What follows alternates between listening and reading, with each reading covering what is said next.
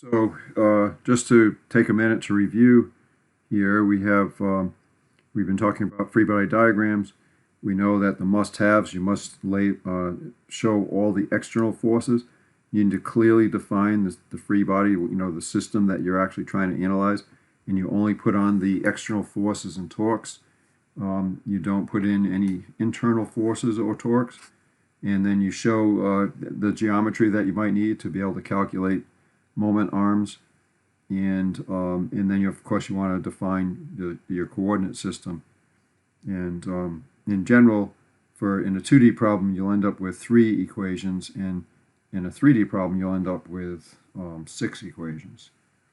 And one of the things that's important to mention here is that the forces, in terms of rigid body, free body diagrams, the forces can slide along their line of action.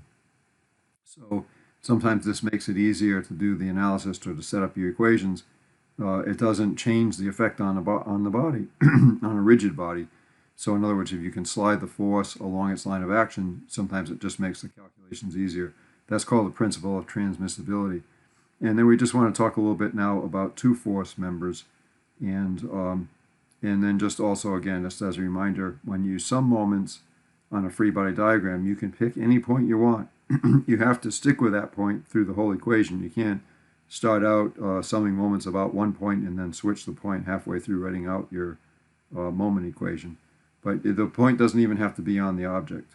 So a lot of times you'll pick a point where there are unknown forces, because those forces, if they're passing through that point, don't create any moment about that point, right? There's no momentum, so that way those unknown forces don't show up in the equation, and a lot of times you're left with an equation that only has one unknown in it, so you can solve directly for it without having to do simultaneous equations. Just makes the algebra a little bit easier. The problem can still be solved either way, but it just makes the algebra a little bit easier. Okay, so let's suppose we have some body, right, and there are just two forces acting on this body. So let's call this, we'll call that point A, and suppose we have a force like this. I'll call that F sub A. And we have a point down here, and I'll call that point B. And let's just say that, maybe this force, we think this force might be going in this direction. Okay. Now, remember that this sum of the forces is actually a vector equation. So if I write it in vector form, right, if this body is in equilibrium, the forces have to add up to 0. So we'll say that that's equal to F sub A plus F sub B. And for those to add up to 0, those two forces have to be equal in magnitude and opposite in direction.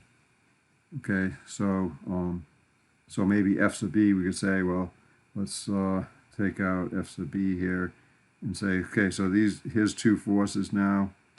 They're equal in magnitude and opposite in direction. But if we pick a point to sum moments, suppose I say, let's sum moments about A, right?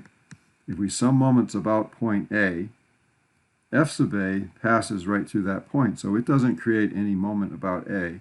And so if I just extend this line of action here, and so this distance right here, right, that's distance D. So we end up with this force has a moment arm D, so it's creating a moment about point A. But the problem is, that's the only thing in the equation, right? F sub A doesn't create any moment about A.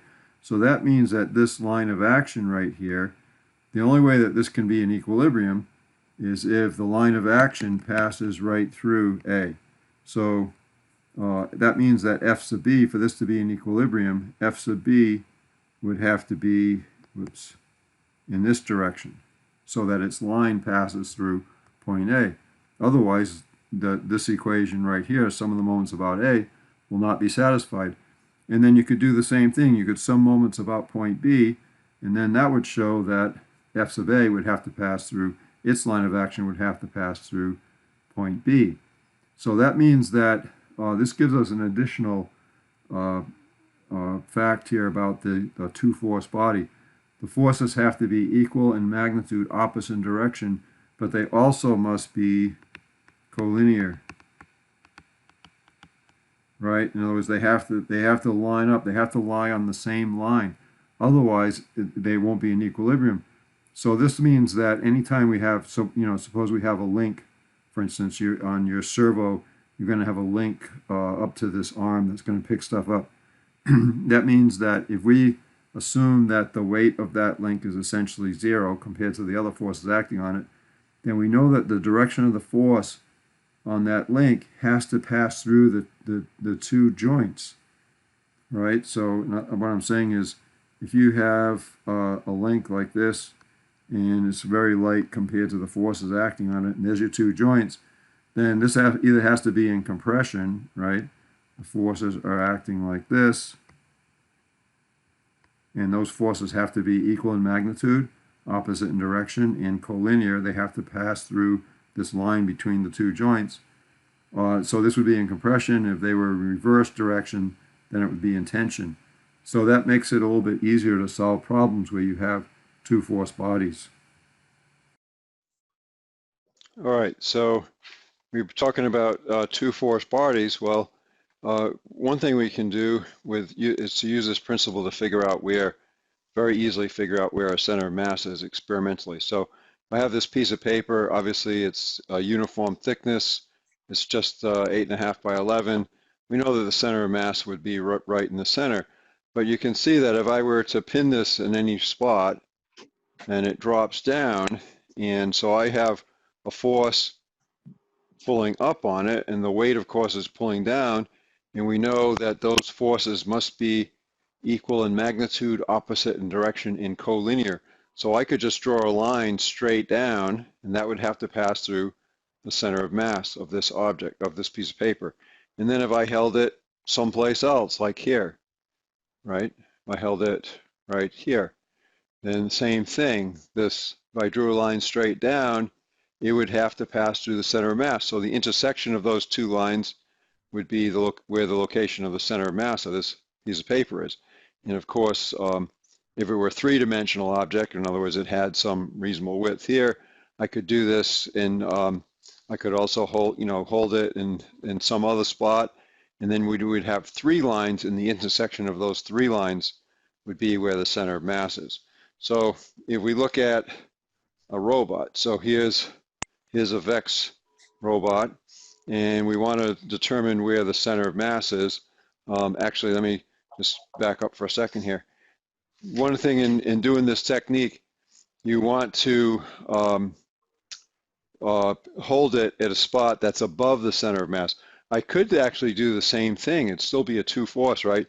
If I could just balance it just right, get my force up just underneath the weight, but it would be an unstable equilibrium, right? Any kind of vibration or anything, and it swings down like this. So if you're trying to determine, if I want to determine the X location of the center mass, you don't want to try and like balance it underneath. You might be a good balancer, but it's unstable.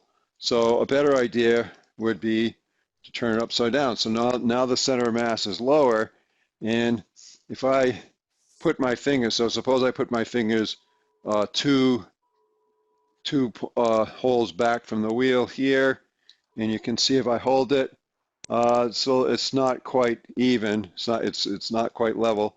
If I go back to 3 holes back, then it's still not quite level. If I put my fingers right in between those 2 holes, perfect. So now I just put a little mark here, and now I can just measure that, say with respect to one of the axles, and I know the X location of the center of mass. Now if I want to find the Y location, I'm going to do that by bouncing on these bars right here. So you can see if I bounce like this, it's not level. If I come too far forward this way, it's not level. And if I move my fingers to just the right spot until it's perfectly, well, perpendicular to the ground, then I know the center of mass has to be passing through a line through that point. And I just put a little mark here. You can see that little green mark. And now I can measure that from, put it on the ground or the rug or whatever, and measure up to that. So now I know the X and Y location of the center of mass of this robot. And of course, if I weigh it, now I could do the same thing to determine the center of mass this way. This robot's pretty symmetrical, so I'm expecting it's going to be, pretty much in the center in this direction. But anyways, this is a real quick and easy way to figure out where the center of mass of a system is.